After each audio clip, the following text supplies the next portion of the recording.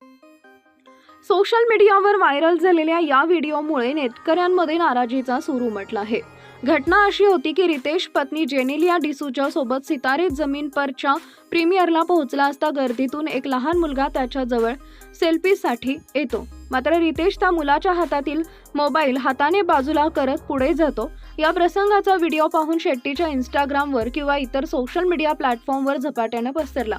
मुलाच्या चेहऱ्यावरची निराशा बघून अनेक नेटकऱ्यांना वाईट वाटलंय। या वागणुकीबाबत अनेक युजर्सनी नाराजी व्यक्त करत काहींनी लिहिलंय हाऊसफुल 5 बना के ए ॲटिट्यूड, तर काहींनी म्हटलंय एक मुलगा प्रेमानं सेल्फी मागतो आणि त्याचं तुम्ही मन दुखावता। एक युजर म्हणतो तुमच्या आई वडिलांनी कदाचित अभिमानानं तो क्षण टिपायला पाठवला असेल, पण तुम्ही उद्धटपणा दाखवला। दुसरीकडे काही युजर्सनी रितेशचं समर्थन करत म्हटलंय की कदाचित गर्दी आणि सुरक्षा कारणास्तव तो असं वागला असेल। मात्र अशा प्रसंगी सेलिब्रिटींनी संयमाने आणि विनम्रपणे वागलं पाहिजे हे अपेक्षित असतं, हे देखील अनेकांनी अधोरेखित केलंय।